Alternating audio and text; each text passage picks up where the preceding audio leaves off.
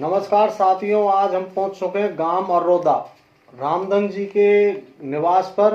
इनसे हम हमारे सबसे पहले तो हमारे चैनल पर आपका बहुत बहुत स्वागत है रामधन जी। नमस्कार साहब। तो देखो, सबसे पहला हमारा एक ही प्रश्न है आपसे कि जो आपने गाने गाने की शुरुआत की वो कब की? गाने की शुरुआत साहब, सबसे पहले तो मैं दा करौली और आपके जो न्यूज़ चैनल है, बहुत बहुत धन्यवाद। आप हमारे यहाँ पर आए हैं, आपका स्वागत है। सभी जो मुझे सुनने वाले श्रोताओं से मेरा राम राम साहब। और गाने की शुरुआत मेरी ऐसे हुई थी भाई कि जैसे पहले हमारे यहाँ हमारे जो घर की मंडली थी, कीर्तन मंडली, तो उसमें हमारे बड़े भाई हैं जो ताऊ के लड़का है राजेंद्र गुर्जर जी, वो मीडिया थे, वो गाते थे।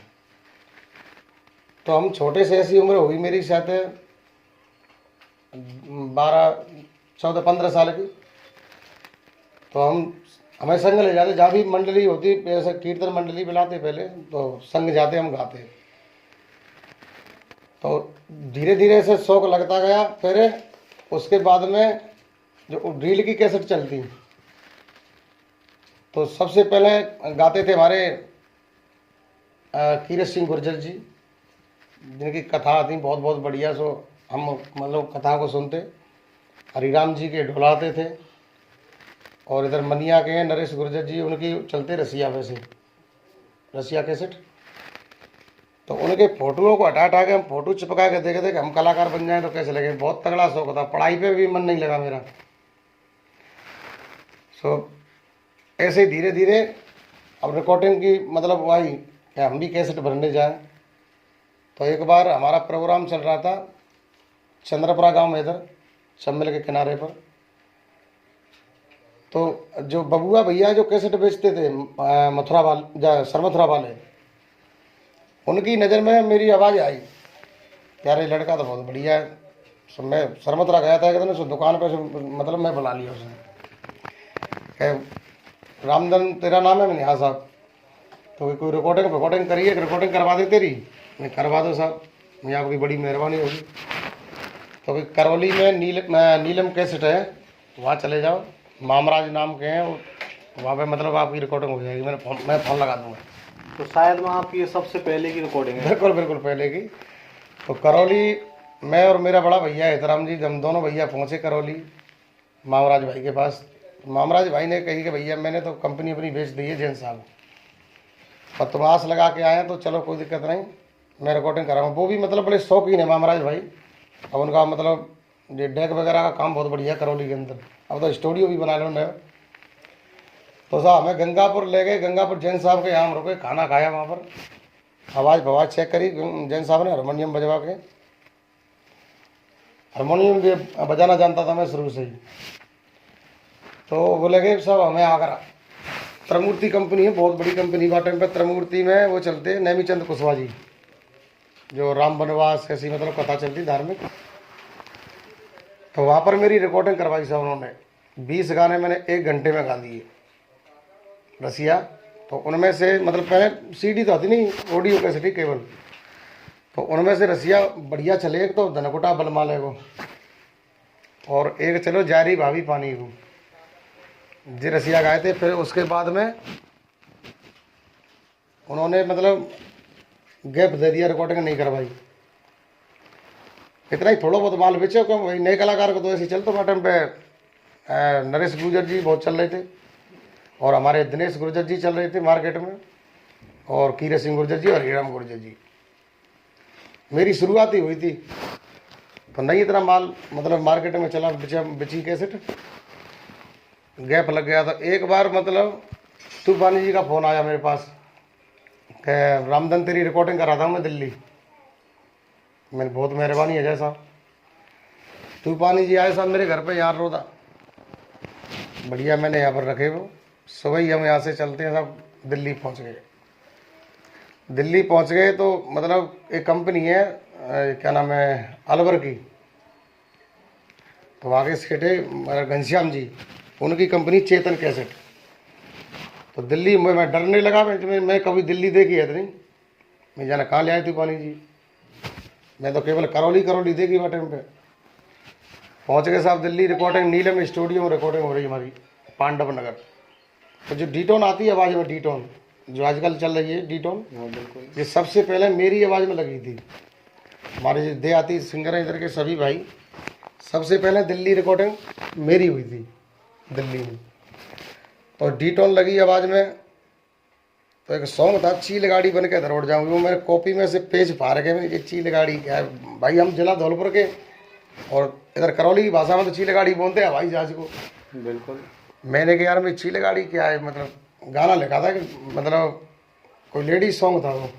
ये शायद मैं आपका सबसे पहले का वायरल सॉन्ग है। Viral song. तो एक लाली है मतलब जो घुंडरी में हमारी बहन जी भी आई हैं, तो उनकी दौरानी थी। बिन ने मतलब ये गाना लिख के मुझे दिया, भाई इस गाने को गा के यार। तो मैंने कही चील गाड़ी पील गाड़ी शब्द है कोई, मैंने हार कर फेंक दो ऐसे। अब सेठ जी आए, सेठ जी ने कहा रामधन जी क्या है, मेरे साहब गाना में चील गाड़ी पील गाड़ी जन का लिख रही है मैं। अरे कि तू इसको ही गा, ये चीज़ सक्सेस होगी गारंटी से। वो गाना सब सेठ जी ने गवा दिया पहली बार ही। एल्बम में ऐसे ऐसे गाने लिख के लगो में बहुत बहुत बढ़िया, लेकिन कोई भी गाना पॉपुलर नहीं हुआ। वही गाना इतना पहले का मचा मार्केट में, क्या ऑडियो पैदा नहीं हुई। जहाँ देखे ट्रैक्टर में, ट्रक में, टेम्पू में, सब में कोई चील गाड़ी, इतना तगड़ा गाना पॉपुलर हुआ। और आपका सबसे पहले जो लाइव प्रोग्राम, स्टेज प्रोग्राम होता है, वो कब और कहाँ हुआ? रिकॉर्डिंग से पहले तो प्रोग्राम मैंने किया था एक बार, क्या नाम है, जगदीश जी के मेले में, कैमरी। तो हमारे घर की पूरी टीम गई थी। विद्याराम भाई हमारे जो आग लड़का हैं वो ढोलक पे थे, और मुझसे छोटे हैं जो पातीराम वो चीमटा पे, भतीजे बंटी भाई वो वहाँ पे चीमटा पे। तो जगदीश महाराज जी का जो मंदिर है उसके बगल में ही एक फौजी की जो मूर्ति है, वहाँ पे मतलब प्रोग्राम हुआ था। हारमोनिया पे मैंने अपने हाथ से लिख रहा था, गायक रामधन गुर्जर, गांव मर्रोदा, थाना मासलपुर। जब मतलब अरोदा कहाँ पड़ता, वो अरोदा समझते जो बयाने वाले हैं। हाँ बिल्कुल। जब उस पर लिख रही थाना मासलपुर, तो भीड़ का कोई पार नहीं। हमारी डांग क्षेत्र से बहुत जनता, मतलब बहुत तगड़ी भीड़। तो वहाँ पे गाया सब मैंने। वहाँ से गा के रात हम तेज गाँव में रुके, फिर सुबह महावीर जी का मेला देवनारायण जी का मेला लगता है। मेरी बैठ गई आवाज़ को पूरे दिन गाई, जब कच्ची गली आवाज़ ही।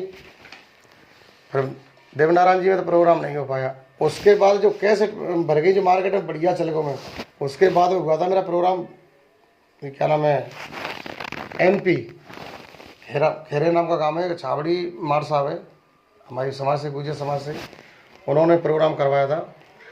तो वहाँ पर साहब भीड़ इतनी हुई थी, अपना ग्वालियर, भिंड, धौलपुर, मुरैना, सोपुर, सबलगढ़, विजयपुर, मतलब साधन इतने आए थे कि ऐसा लगा ना कोई सिटी बस गई है साधन की।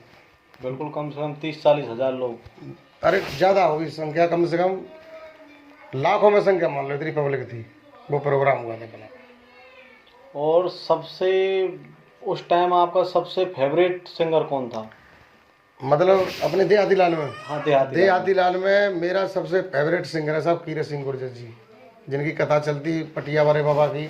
वहीं से ज़्यादा शौक, मतलब कि हम भी मतलब ऐसे कैसेट भरें और हमारा भी इस तरीके से नाम हो। कोई ऐसा विश्वास पात्र आदमी जिन्हें पहले परिस्थिति में संग दियो और आज भी आपके साथ है?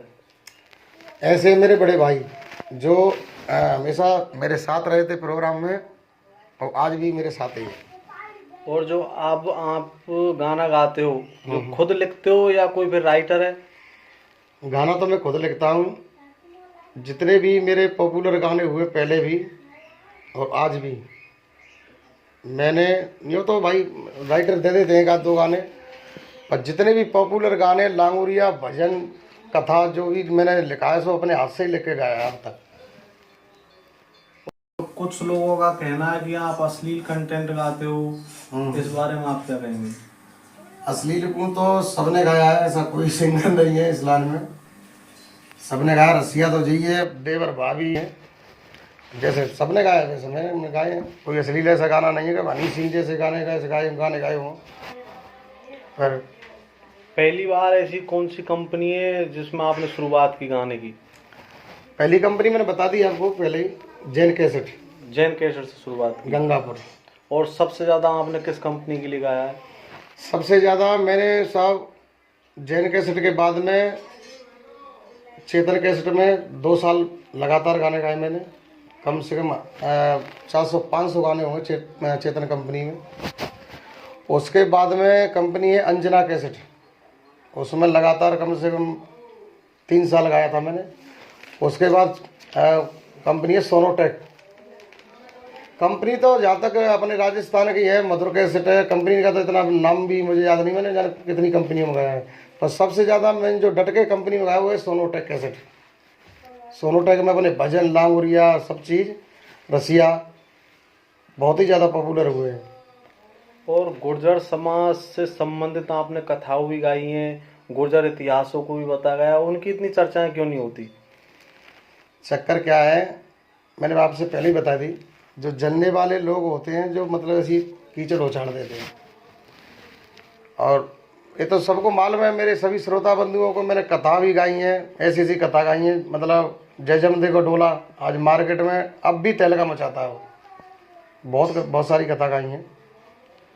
मतलब स्थिति ये है कि आज के जो ट्रेंडिंग सिंगर हैं, हाँ हाँ, वे सोशल मीडिया पर अच्छो खासो पैसा कमा रहे हैं, पर कथान की बात आए तो शायद में कथा ऐसा कोई सिंगर मेरी नज़र में बहुत कम है जो कथा गा रहे हैं। हाँ नहीं, आज जो अब नए लड़का है जो सिंगर हैं उन पर कथा का संपट नहीं बैठ पाता है। और जैसे हम शुरुआत में छोटे छोटे से हारमोनिया भी बजाना जानते थे, तो जो चल रहे आजकल छोटे लड़का जो नए, उन पर हारमोनियम बजाना जानता है वही कथा गा सकता है। हारमोनिया का ज्ञान नहीं है तो कथा कैसे गा लेंगे। आजकल स्थिति ये है कि हारमोनियम बुलाना पड़े बजाए रहे। हाँ जी। और एक लंबे समय से आपके साथ भोला गुजर रहे हैं, वो अब बहुत कम दिखाई देते हैं आपके साथ। भोला गुजर जी मेरे पास बहुत रहे हैं।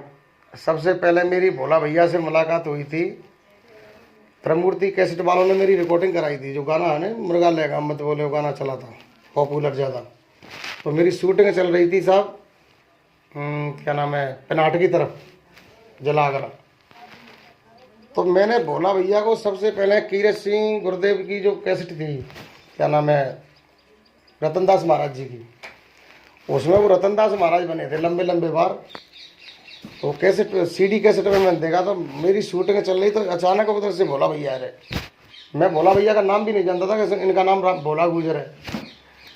मैं तो उससे रतना कहता था, रतनदास महाराज बने थे तो मैं रतन ही मैं समझ, रतना है। मैंने जाके कि भैया मेरी रतना भैया राम राम, सो एकदम हंसे। तो वहाँ पर मुलाकात हुई, फिर उन्होंने मेरे गानों में एक्टिंग करी। ये आपके शायद में पहली संपर्क। हाँ, संपर्क में। फिर उसके बाद हमारी दोनों की दोस्ती गहरी बढ़ गई। फिर भैया हमारे हिंडोन आ गए, अंजना कंपनी में रहते, फिर मेरे साथ लास्ट प्रोग्राम में काफ़ी चले, बहुत साथ दिया मेरा। और रसिया लाने में डांस करते थे, फिर लांगुरिया में डांस। अब उन्होंने मतलब क्या है, जो डांस लाइन छोड़ दी।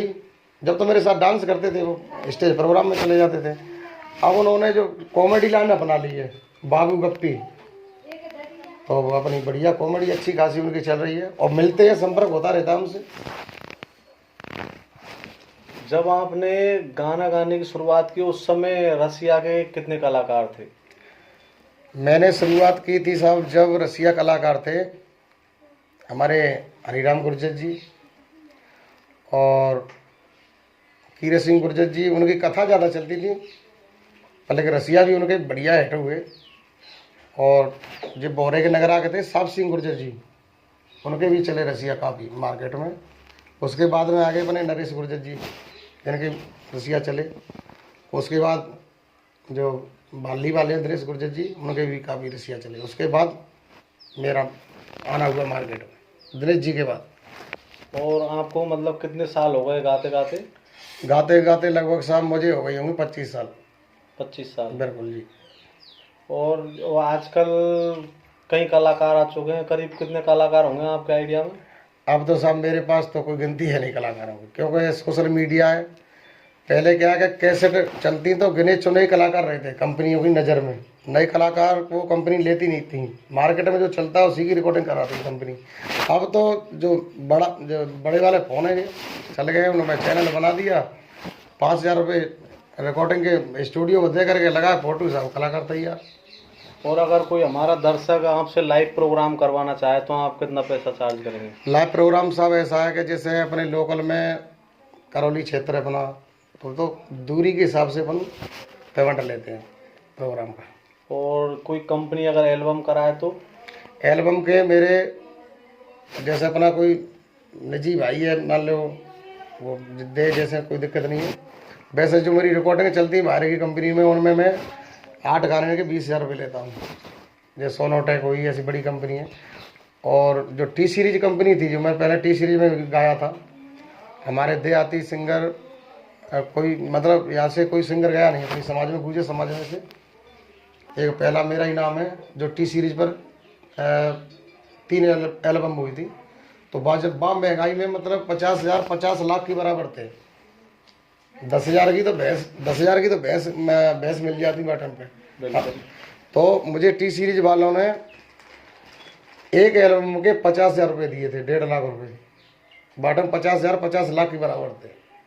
ये शायद में भारत की टॉप कंपनियों में आती है टी जी जी, जहाँ में बॉलीवुड गाने भी होते हैं, जिसमें लक्खा जी गाते हैं, लखवी सिंह लक्खा जी बड़े बड़े सिंगर बॉलीवुड के भी गाते हैं। और हमने एक बात भी सुनी कि आपने एक भागवत कथा भी की थी। जी साहब, भागवत करी थी मैंने, जो सुखवाबाद है फिरोजाबाद के पास। तो मेरे साथ वो नीलम शास्त्री गाती, जो नीलम यादव, उनके मामा के लड़का है विमलेश यादव, मास्टर है, उनका कॉलेज है। उनके कोई मित्र थे, उन्होंने कही कि यार रामधन गुर्जर जी के भागवत करवा रहे, उनका नाम मैंने काफ़ी सुना है। तो विमलेश भाई ने कहा कि यार उन्होंने भागवत तो कभी करी ना। भाई मैंने हकीकत बताई कि मतलब वैसे हारमोनियम से कथा वगैरह ऐसी चीज़ गा लेते हैं, लाइव प्रोग्राम करते हैं, क्योंकि वो कुछ भी गाएँ हमारे मतलब भागवत उनसे कराओ। तो साहब 1.5 लाख रुपए में मेरी बुकिंग हुई भागवत की, 9 दिन की भागवत हुई। बड़ा अच्छा प्यार मिला वहाँ पर, अच्छा सम्मान स्वागत किया उन्होंने। कोई आपका ऐसा लाइव प्रोग्राम हुआ है जो टीवी चैनल पर भी दिखाया गया है? टीवी चैनल पर साहब एक बार मेरा प्रोग्राम हुआ था, दिल्ली की पार्टी थी कैला मैया के, हमारी कैला मैया के दरबार में ही कारी शिल्प है, वो प्रोग्राम रखा गया। तो वहाँ पर आई थी साधना टीवी चैनल वाले। तो राम कुमार लखा जी का प्रोग्राम था, मेरा था, भगवत किशोर, हम 3 सिंगर थे। वो लाइव साधना टीवी चैनल पर कैला देवी से दिखाया गया था। और ये आपका जो रामधन राजा हिंदुस्तानी, ये राजा हिंदुस्तानी नाम कब पड़ा आपका? राजा हिंदुस्तानी नाम तो मेरा इसलिए पड़ा था कि मैं इतना शौकीन था तगड़ा राजा हिंदुस्तानी फिल्म का।